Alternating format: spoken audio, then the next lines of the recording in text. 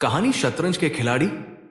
यहां पर कहानी शतरंज के खिलाड़ी का हिंदी में सार प्रस्तुत है, जिसे मुंशी प्रेमचंद ने लिखा है। अवध की पृष्ठभूमि और नवाब वाजिद अली शाह। कहानी 1856 के अवध की है, जब नवाब वाजिद अली शाह का शासन था।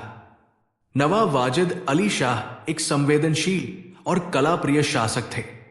उनका झुकाव संगीत, कविता और नृत्य की ओर था, जबकि शासन और राजनीति में उनकी कोई खास रुचि नहीं थी।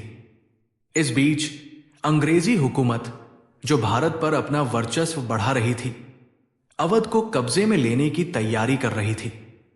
मिर्जा और मीर का शतरंज प्रेम। इसी ऐतिहासिक पृष्ठभूमि में लखनऊ के दो रईस, मिर्जा सज्जाद अली और मीर रोशन अली, रहते थे। ये दोनों शतरंज के खेल के इतने दीवाने थे कि उन्हें अपने घर परिवार और समाज की किसी बात की परवाह नहीं थी। मिर्जा की पत्नी उनकी इस उदासीनता से परेशान रहती थी। कई बार वो उनका ध्यान खींचने की कोशिश करती, लेकिन असफल रहती। उधर मीर की पत्नी भी अपने पति का ध्यान पाने के लिए छलकपट का सहारा लेती थी, लेकिन मीर का ध्यान सिर्फ शतरंज के खेल पर रहता। राजनीतिक संकट और रईसों की उदासीनता। अवध के राजनीतिक हालात बिगड़ते जा रहे थे। अंग्रेजी सेना लखनऊ पर कब्जा करने की तैयारी कर रही थी, पर मिर्जा और मीर इन सब बातों से पूरी तरह बेखबर थे।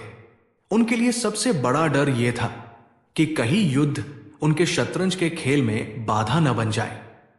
इसी डर से दोनों ने लखनऊ छोड़ने का फैसला किया और एक गांव में जाकर बस गए, जहां वे शांति से शतरंज खेल सके। गांव में शतरंज और बढ़ता तनाव। गांव में वे एक पेड़ के नीचे बैठकर रोज शतरंज खेलते, लेकिन यह खेल धीरे धीरे उनके मनोरंजन का साधन न रहकर उनकी ईगो और अहंकार की लड़ाई बन गया। एक दिन खेल के दौरान मिर्जा ने मीर पर बेईमानी का आरोप लगाया। इस आरोप से दोनों के बीच बहस शुरू हो गई, जो जल्दी ही झगड़े में बदल गई। गुस्से में दोनों ने तलवारें खींच ली। इस संघर्ष में मिर्जा घायल हो गए और शतरंज की बिसात खून से लाल हो गई। लखनऊ पर अंग्रेजों का कब्जा। इसी दौरान लखनऊ पर अंग्रेजों ने कब्जा कर लिया। नवाब वाजिद अली शाह ने बिना किसी संघर्ष के अपनी सत्ता अंग्रेजों को सौंप दी। नवाब ने अपनी हार को कविताओं और संगीत के माध्यम से व्यक्त किया और अवध का गौरव अंग्रेजों के हाथों चला गया। शतरंज के खिलाड़ियों की त्रासदी। मिर्जा और मीर की दोस्ती शतरंज के खेल की भेंट चढ़ गई। उनकी बिसात, जो उनके लिए जीवन का सबसे बड़ा हिस्सा थी, खून से सनी पड़ी थी। इस कहानी के माध्यम से यह दिखाया गया है कि किस तरह व्यक्तिगत स्वार्थ और जिम्मेदारियों से बचने की आदत ने न केवल उनकी मित्रता बल्कि एक समृद्ध सांस्कृतिक धरोहर को भी मिटा दिया। अंततः लखनऊ के ऊपर अंग्रेजी झंडा लहराता रहा और शतरंज के इन खिलाड़ियों की कहानी इतिहास में एक त्रासदी बनकर रह गई। शतरंज के खिलाड़ी की कहानी आज के भारतीय समाज। शतरंज के खिलाड़ी की कहानी आज के भारतीय समाज से भी गहरे संबंध रखती है। मिर्जा और मीर की तरह, जो अपनी शतरंज की बिसात में पूरी तरह खोकर राजनीतिक और सामाजिक जिम्मेदारियों से अनजान थे, आज भी कई लोग निजी स्वार्थ और आदतों में इतना लीन हो जाते हैं कि वे समाज के बड़े मुद्दों से दूर रहते हैं।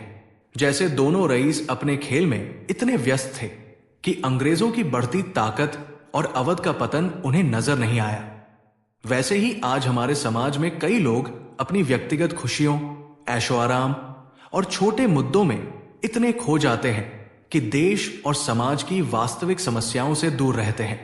आज भी कुछ लोग सामाजिक और राजनीतिक बदलावों के प्रति उदासीन रहते हैं, जबकि समाज में बड़े बदलाव हो रहे होते हैं।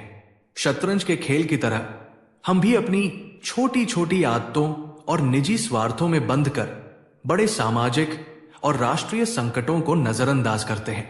इस कहानी से यह संदेश मिलता है कि हमें अपने व्यक्तिगत जीवन और समाज के बड़े मुद्दों के बीच संतुलन बनाना चाहिए, ताकि हम न केवल अपनी खुशियों का ध्यान रखें, बल्कि समाज की बेहतरी के लिए भी सक्रिय रहें।